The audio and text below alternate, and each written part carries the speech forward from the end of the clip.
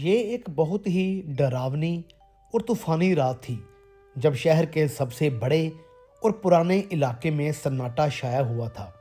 वहाँ एक बहुत बड़ा आलीशान महल था जिसका नाम शेखावत विला था।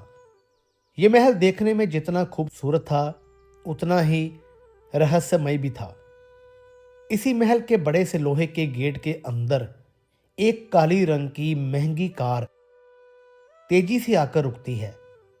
कार के टायरों की आवाज से वहां की खामोशी टूट जाती है।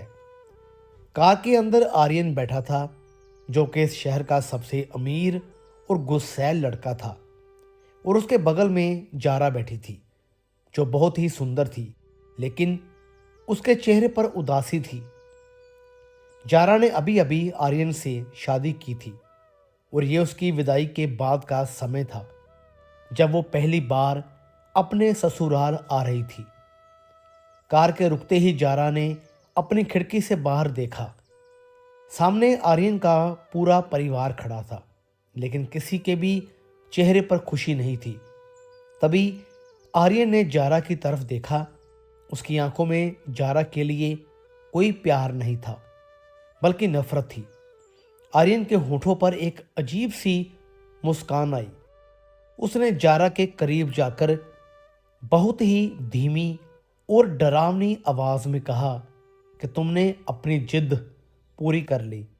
तुमने सबके खिलाफ जाकर मेरे साथ यहां आने का फैसला तो कर लिया और तुम यहां आ भी गई, पर अब तुम देखना, मैं तुम्हारा यहां रहना मुश्किल कर दूंगा। मैं तुम्हारी हंसती खेलती जिंदगी को नर्क बना दूंगा और तुम्हें हर दिन यहां आने का पछतावा होगा। जारा ने आर्यन की कड़वी बातें सुनी। उसका दिल बैठ गया, लेकिन उसने आर्यन को कोई भी जवाब नहीं दिया।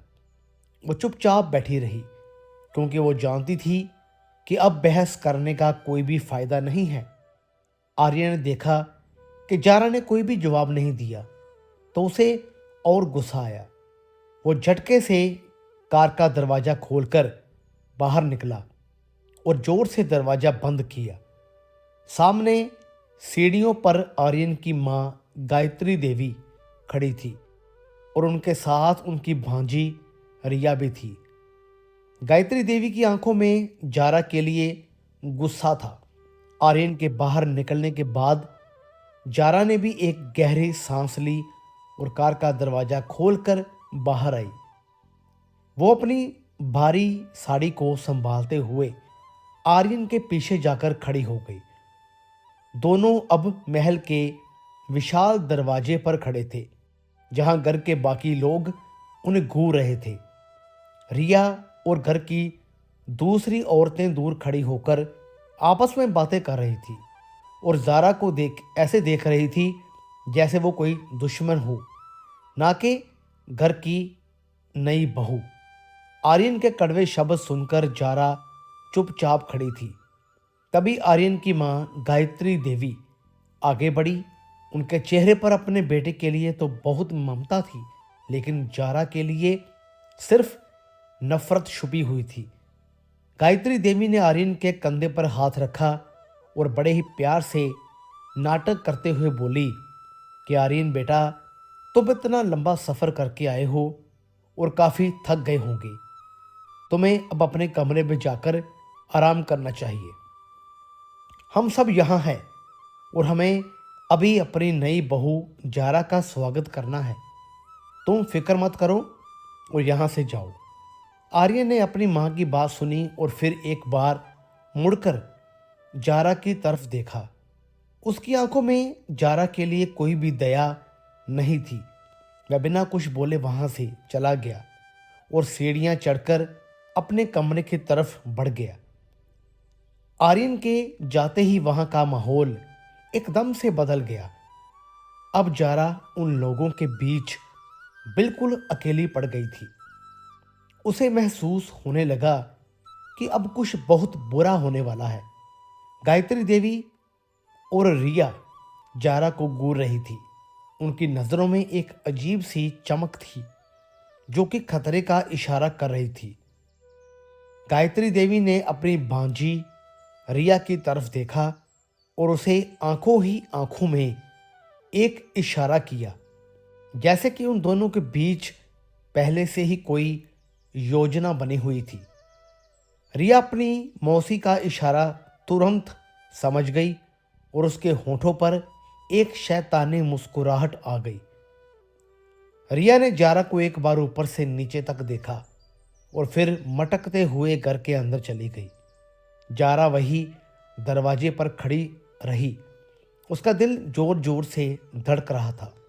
वो समझ नहीं पा रही थी कि आखिर ये लोग क्या करने वाले हैं। कुछ ही देर के बाद रिया घर के अंदर से वापस आई। उसके हाथों में एक बड़ा सा बॉक्स था, जो कि ऊपर से तो बहुत सजा हुआ था, लेकिन उसके अंदर क्या था ये किसी को भी पता नहीं था। रिया ने वो बॉक्स लाकर गायत्री देवी के पास रख दिया और फिर दोनों खड़ी होकर जारा को देखने लगी, जैसे वो किसी तमाशे का इंतजार कर रही हो। महल के बाकी लोग और नौकर भी दूर खड़े होकर ये सब देख रहे थे, पर किसी की हिम्मत नहीं थी कि वो कुछ बोले, क्योंकि इस घर में गायत्री देवी का ही राज चलता था। जारा ने उस बॉक्स को देखा और उसे अपने पापा के साथ हुई पुरानी बातें याद आने लगी।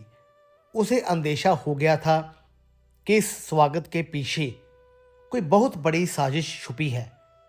गायत्री देवी ने उस सजाए हुए सुंदर से बॉक्स को अपने दोनों हाथों में बड़े ही गर्व के साथ उठा लिया और उनकी आंखों में बदले की आग साफ दिखाई दे रही थी। वो धीरे धीरे कदमों से चलकर जारा के बिल्कुल करीब आ गई और उसकी आंखों में आंखें डालकर देखने लगी। जारा को कुछ समझ में नहीं आ रहा था कि आखिर उस बॉक्स में ऐसा क्या है जिसे देखकर रिया और गायत्री देवी इतना मुस्कुरा रहे हैं। तभी गायत्री देवी ने अपनी चुप्पी तोड़ी और बहुत ही गंभीर आवाज में जारा से कहा कि तुम्हें पता है इस बॉक्स में क्या है? शायद तुम्हें नहीं पता होगा, क्योंकि तब तुम पैदा भी नहीं हुई थी। आज से कई साल पहले की बात है, जब तुम्हारे पिता ने ठीक ऐसा ही एक बॉक्स मेरे सामने लाकर रखा था और मुझे मजबूर किया था उनकी बात मानने के लिए।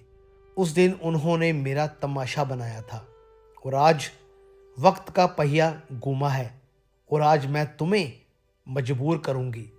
इतना बोलकर गायत्री देवी ने झटके से उस बॉक्स का ढक्कन खोल दिया।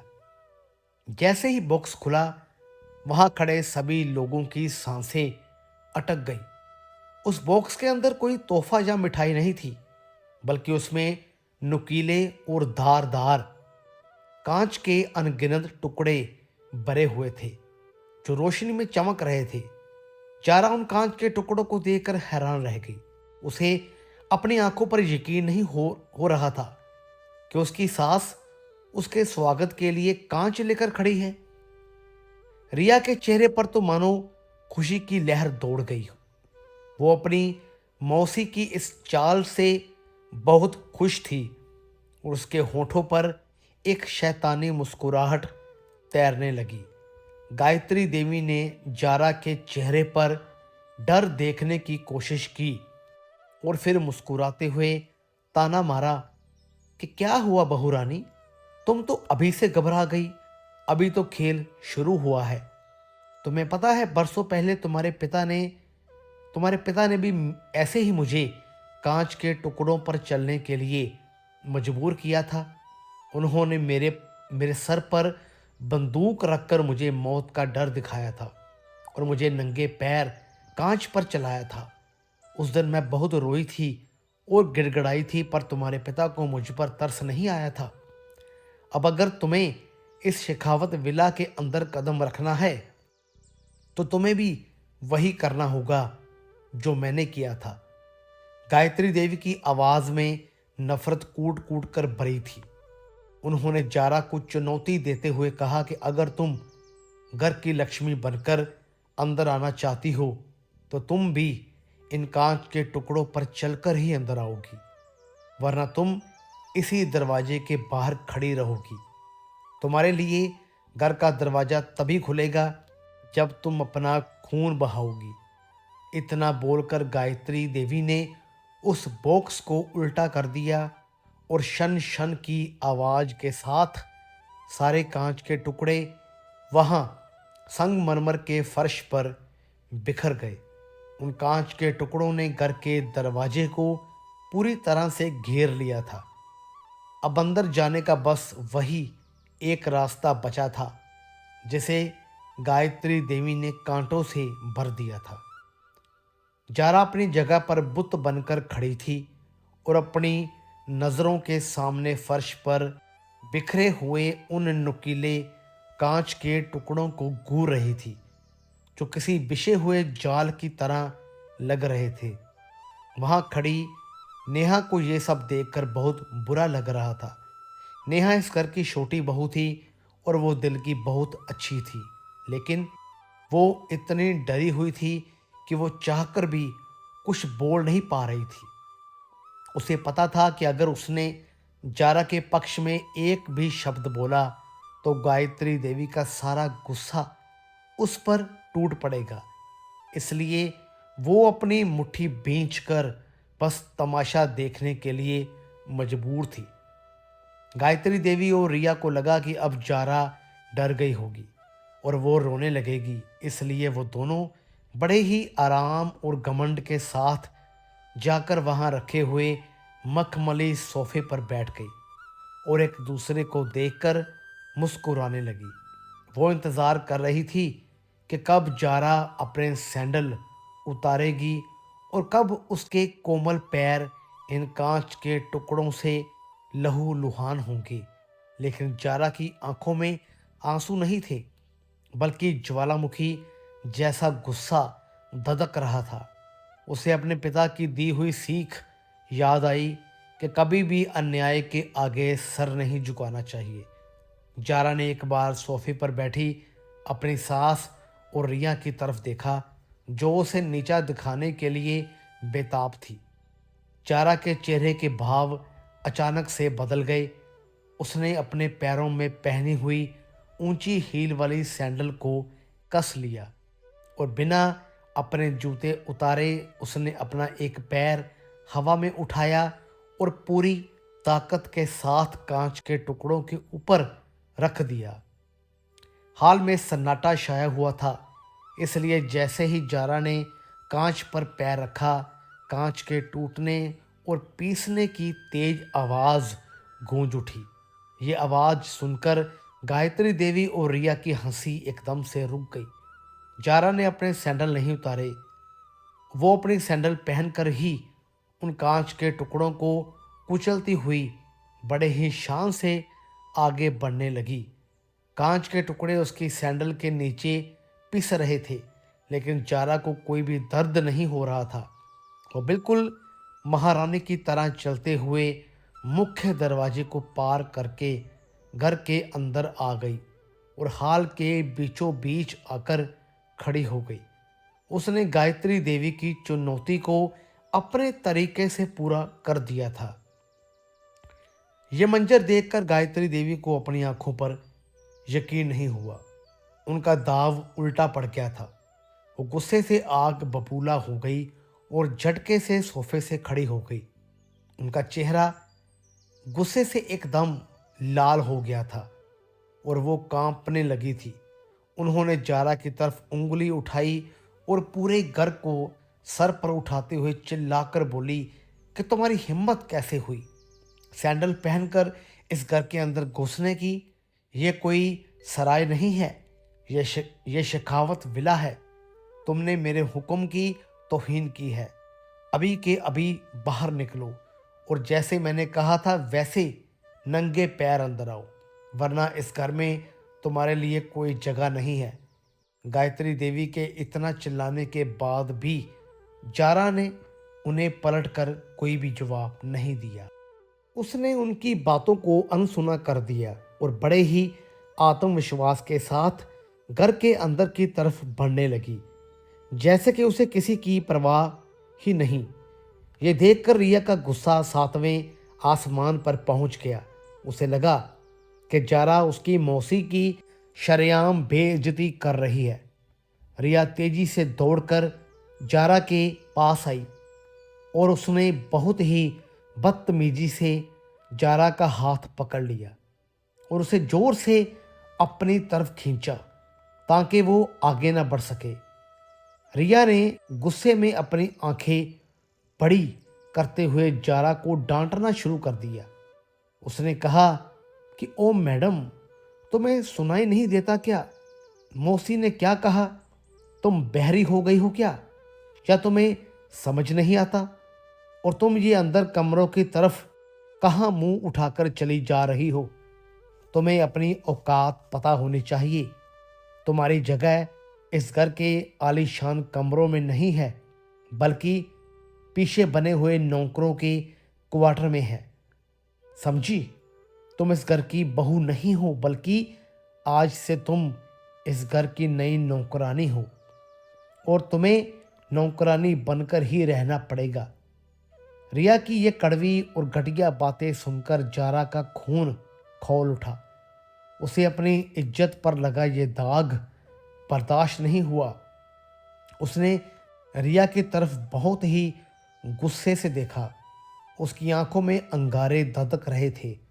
जारा ने आव देखा न ताव और तुरंत अपना हाथ हवा में उठाया और पूरी ताकत लगाकर एक जोरदार तमाचा रिया के गाल पर जड़ दिया। थप्पड़ की आवाज़ इतनी तेज थी कि वह पूरे हॉल में गूंज गई और वहां खड़ी नेहा और बाकी नौकर चाकर भी डर गए। रिया को तो जैसे दिन में तारे नजर आने लगे। वो हक्की बक्की रह गई और उसका दिमाग सुन्न पड़ गया। उसने अपने कांपते हुए हाथों को अपने लाल हुए गाल पर रखा, जहां जारा की उंगलियों के निशान छप गए थे। वो फटी हुई आंखों से और गुस्से में जारा को घूरने लगी। उसे यकीन ही नहीं हो रहा था कि कल की आई हुई इस लड़की ने उस पर हाथ उठाने की जुर्रत कैसे की, और वो भी सबके सामने। रिया अपमान से जलने लगी, लेकिन जारा का रौद्र रूप देखकर उसके मुंह से एक शब्द भी नहीं निकल पाया। रिया को थप्पड़ मारने के बाद जारा का गुस्सा शांत नहीं हुआ था। उसने अपनी उंगली उठाकर रिया की तरफ इशारा किया और अपने दांत पीसते हुए उसे चेतावनी दी कि दोबारा मुझे छूने की हिम्मत भी मत करना और ना ही मेरे रास्ते में आने की कोशिश करना। मैं तेरी तरह कोई मामूली या कमज़ोर लड़की नहीं हूँ। मैं शहर के सबसे ताकतवर इंसान विक्रम सिंह की बेटी हूँ, जिसका नाम सुनकर अच्छे अच्छे लोग कांपते हैं। अगर तूने दोबारा से मुझसे पंगा लेने की कोशिश की या मेरे और मेरे पति के बीच आने की कोशिश की, तो याद रखना, तू जहाँ से आई है तुझे वापस वहीं पार्सल कर दूंगी और तेरा वो हाल करूंगी कि तू शक्ल दिखाने के भी लायक नहीं रहेगी। रिया डर के मारे पीछे हट गई। फिर जारा ने अपनी सास गायत्री देवी की तरफ अपनी नज़रें घुमाई और बहुत ही कड़े शब्दों में कहा कि सासू माँ, आप मुझे वो फिल्मों और नाटकों वाली सीधी सादी और डरी हुई बहू मत समझना, जो कि चुपचाप सर झुकाकर आपकी सारी बातें मान लेगी और आपके जुल्म सहेगी। मैं यहाँ किसी के दबाव में नहीं, बल्कि अपनी मर्जी से आई हूँ। और आप देख लेना कि आने वाले कुछ ही दिनों में मैं आपके बेटे आर्यन को अपनी मोहब्बत की इतनी आदत लगा दूंगी कि वो मेरे बिना सांस तक भी नहीं ले पाएगा। वो मेरे बिना एक पल भी नहीं रह पाएगा और बहुत जल्द आपकी सच्चाई और आपका असली काला चेहरा भी उसके सामने ले आऊंगी। आपने बचपन से जो उसके दिमाग में मेरे और मेरे परिवार के खिलाफ नफरत का जहर भरा है, ना वो सारा जहर मैं उसके दिल से निकाल दूंगी। जारा ने एक गहरी सांस ली और फिर उस पुरानी घटना का सच सबके सामने लाना शुरू किया। उसने गायत्री देवी की आंखों में आंखें डालकर कहा कि और अभी आप क्या कह रही थी कि मेरे पापा ने आपको सालों पहले कांच पर चलने के लिए मजबूर किया था और आप पर जुल्म किया था। तो अब जरा उसकी दूसरी सच्चाई भी सुन लीजिए और सबको बता दीजिए कि उन्होंने ऐसा क्यों किया था। असली सच तो यह है कि उस रात आपने मेरी माँ के जूस में नशे की भारी दवा मिला दी थी और फिर साजिश करके एक अनजान आदमी को मेरी माँ के कमरे में भेज दिया था ताकि मेरे पापा मेरी माँ को गलत समझे और उनके चरित्र पर शक करे। आप मेरी माँ को बदनाम करना चाहती थी। जारा की आवाज़ में और भी ज़्यादा जोश आ गया। उसने आगे कहा कि पर अफसोस आपका वो गंदा प्लान उल्टा पड़ गया, क्योंकि उस वक्त मेरे पापा मेरी माँ के साथ ही थे। उन्हें मेरी माँ पर खुद से भी ज़्यादा विश्वास था। उस वक्त पूरा परिवार और रिश्तेदार मेरी माँ के खिलाफ थे, लेकिन सिर्फ मेरे पापा ही चट्टान बनकर माँ के साथ खड़े थे।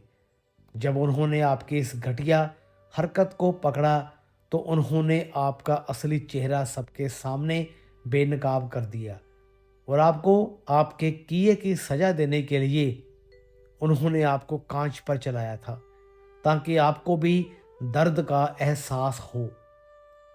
मुझे उसमें कुछ भी गलत नहीं लगता। पापा ने जो आपके साथ किया वो बिल्कुल सही किया था। पापी को सजा मिलनी ही चाहिए थी। जारा के मुंह से पुराने राज और अपनी बेइज्जती वाली बातें सुनकर गायत्री देवी का गुस्सा बर्दाश्त से बाहर हो गया। वो जोर जोर से चिल्लाई और बोली कि चुप हो जाओ लड़की, वरना मैं तेरी जुबान खींच लूंगी। तुम्हारी हिम्मत भी कैसे हुई मुझसे जुबान लड़ाने की। लेकिन जारा उनकी गीदड़ बबकी से बिल्कुल भी नहीं डरी। वो अपनी जगह पर निडर होकर खड़ी रही और बहुत ही ठंडे दिमाग से गायत्री देवी की आंखों में देखते हुए बोली कि आप मेरा कुछ भी नहीं बिगाड़ सकती और ना ही आप मुझ पर हाथ उठाने की गलती कर सकती हैं, क्योंकि आपको शायद याद नहीं है या आप भूल गई हैं कि मेरे पापा विक्रम सिंह ने आपको साफ साफ शब्दों में चेतावनी दी थी कि अगर उनकी बेटी को इस घर में हल्की सी भी खरोंच भी आई या उसे कोई तकलीफ हुई तो वो आपको और आपके बेटे आर्यन को जिंदा जमीन में गाड़ देंगे। मेरे पापा की पहुंच कहाँ तक है और वो क्या कर सकते हैं ये आप मुझसे बेहतर जानती हैं। इसलिए अपनी भलाई इसी में समझिए कि आप मुझसे दूर रहें। जारा ने अपनी साड़ी का पल्लू ठीक किया और अपनी बात को आगे बढ़ाते हुए कहा कि मैं यहाँ आपसे लड़ने नहीं आई हूँ, बल्कि मैं तो हमारे परिवारों के बीच सालों से चल रही इस पुरानी दुश्मनी को हमेशा के लिए मिटाने आई हूँ, जिसे मैं मिटाकर ही रहूँगी, चाहे इसके लिए मुझे कुछ भी करना पड़े। इतना कहकर जारा शान से वहां से मुड़ी के कमरे की तरफ जाने वाली सीढ़ियां चढ़ने लगी। हाल में खड़ी गायत्री देवी और रिया उसे जाता हुआ देख रही थी। उनका पूरा बदन गुस्से से जल रहा था, पर वो बेबस थी। जब जारा उनकी आंखों से ओझल हो गई और ऊपर चली गई तो गायत्री देवी ने अपनी मुट्ठी जोर से भींच ली और खुद से बड़बड़ाते हुए एक खतरनाक वादा किया कि इस लड़की को मैं छोड़ूंगी नहीं। इसने आज सबके सामने मेरा अपमान किया है। मैं इसका बदला ज़रूर लूंगी और सिर्फ इससे ही नहीं बल्कि इसके पूरे परिवार को बर्बाद कर दूंगी। आज मेरा एक वार खाली गया तो क्या हुआ, अभी तो खेल शुरू हुआ है। मुझे आगे बहुत से मौके मिलेंगे और तब मैं इसे बताऊंगी कि गायत्री देवी से पंगा लेने का अंजाम क्या होता है। मैं इसे इस घर में घुट घुट कर जीने पर मजबूर कर दूंगी। नीचे हाल में हुए इतने बड़े तमाशे और अपनी सास से बहस करने के बाद जारा का मन बहुत भारी हो गया था। वो भारी कदमों से चलते हुए आर्यन के कमरे में पहुंची। यह कमरा बहुत ही बड़ा था और सुंदर था, जिसे कि फूलों से सजाया गया था।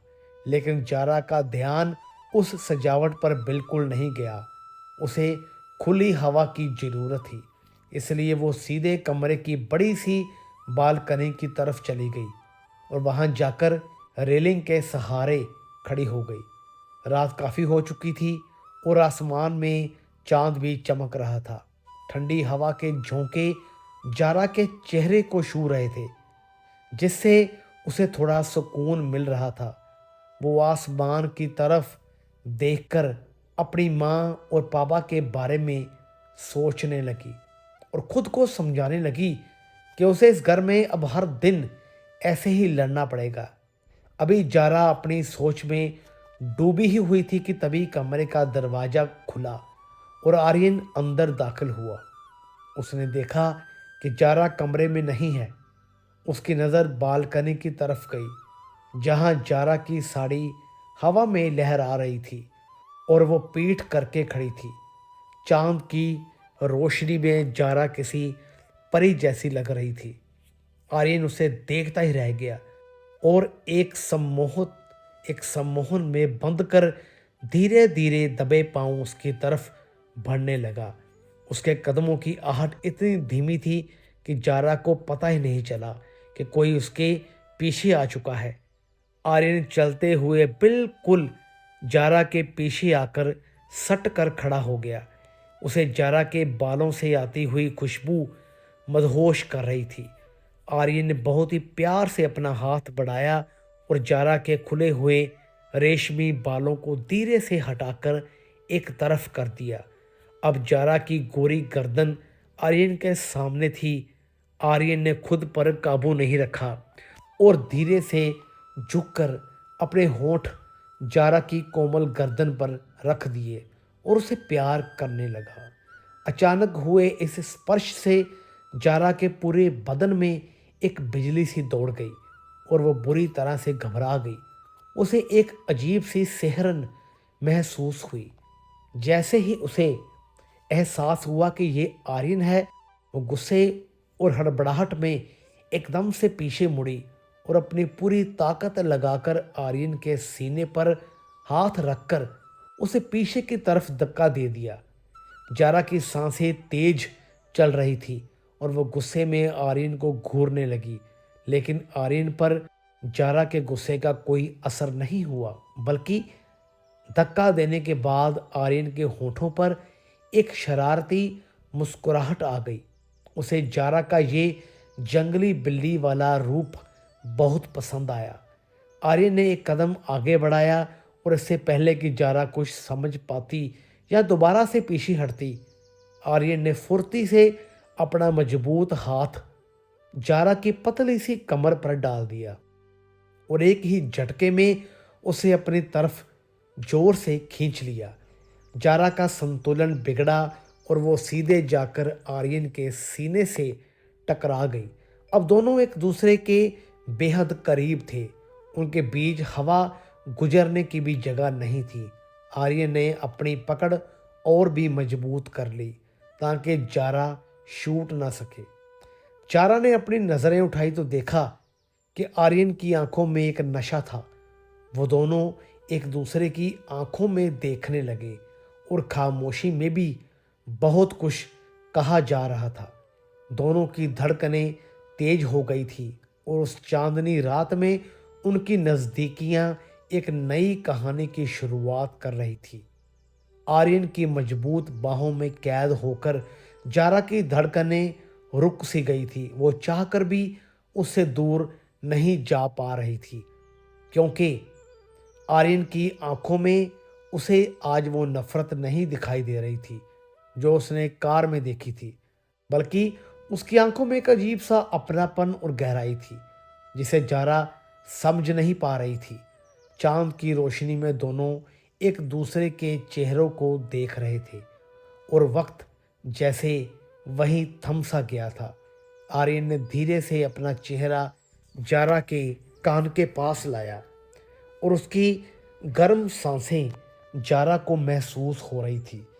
आर्यन ने बहुत ही धीमी और बारी आवाज में फुसफुसाते हुए कहा कि तुम चाहे जितनी भी कोशिश कर लो मुझसे नफरत करने की या मुझसे दूर जाने की, लेकिन सच्चाई यही है कि अब तुम सिर्फ मेरी हो और तुम इस घर या मेरी जिंदगी से कभी भी दूर नहीं जा पाओगी। ये हमारी तकरार की सिर्फ एक शुरुआत है और तुम्हें अब इसी घर में मेरे साथ ही रहना है। आर्यन की ये बात सुनकर जारा के रोंगटे खड़े हो गए, पर उसे आर्यन की आवाज़ में धमकी से ज़्यादा एक अधिकार का एहसास हुआ। इतना बोलकर आर्यन ने बिना कुछ सोचे जारा को अपनी गोद में उठा लिया। जारा हैरान रह गई और उसकी आंखें फटी की फटी रह गई, पर उसने इस बार कोई भी विरोध नहीं किया। अंदर आया और उसे बड़े ही प्यार और सावधानी से फूलों से सजे हुए बिस्तर पर बैठा दिया। आर्यन कुछ पल तक जारा को देखता रहा और फिर चुपचाप जाकर दूसरी तरफ लेट गया और अपनी आंखें बंद कर ली। जारा वहीं बैठी रही और आर्यन को देखती रही। आर्यन के इस हरकत ने जारा के दिल में चल रहे तूफान को थोड़ा शांत कर दिया। उसे समझ आ गया था कि आर्यन ऊपर से चाहे जितना भी कठोर और पत्थर दिल बनने का दिखावा करे और दुनिया को दिखाए कि वो उससे नफरत करता है, पर उसके दिल के किसी कोने में जारा के लिए नरमी जरूर है। जारा को नींद नहीं आई।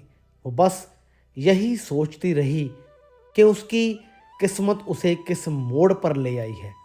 अगली सुबह जब खिड़की से सूरज की पहली किरण कमरे में पड़ी तो एक नई जंग की शुरुआत हो चुकी थी। जारा तैयार होकर आईने के सामने खड़ी थी। वो जानती थी कि कमरे के बाहर गायत्री देवी और रिया उसके खिलाफ नई और खतरनाक साजिशें रच रही होंगी और उसे नीचा दिखाने का कोई मौका नहीं छोड़ेगी। पर अब जारा को कल जैसा डर नहीं लग रहा था, क्योंकि कल रात आर्यन के बर्ताव ने उसे एक नई हिम्मत दी थी। उसे महसूस हो गया था कि इस लड़ाई में वो शायद पूरी तरह से अकेली नहीं है। जारा ने अपने माथे पर सिंदूर लगाया और आईने में खुद को देखते हुए मुस्कुराई। उसने खुद से एक पक्का वादा किया कि वो हार नहीं मानेगी। वो इस घर को अपना बनाकर ही रहेगी और गायत्री देवी की नफरत की दीवार को गिराकर ही दम लेगी। उसने तय कर लिया कि वो अपने प्यार और विश्वास से आर्यन के दिल में जमी नफरत को मिटा देगी और उसे बेपनाह मोहब्बत करने पर मजबूर कर देगी। इसी विश्वास के साथ जारा ने कमरे का दरवाज़ा खोला और बाहर कदम रखा, जहां एक नई और मुश्किल ज़िंदगी उसका इंतज़ार कर रही थी। लेकिन अब वो किसी से डरने वाली नहीं थी, क्योंकि ये कहानी अब एक अंजाम तक पहुंचने के लिए तैयार थी।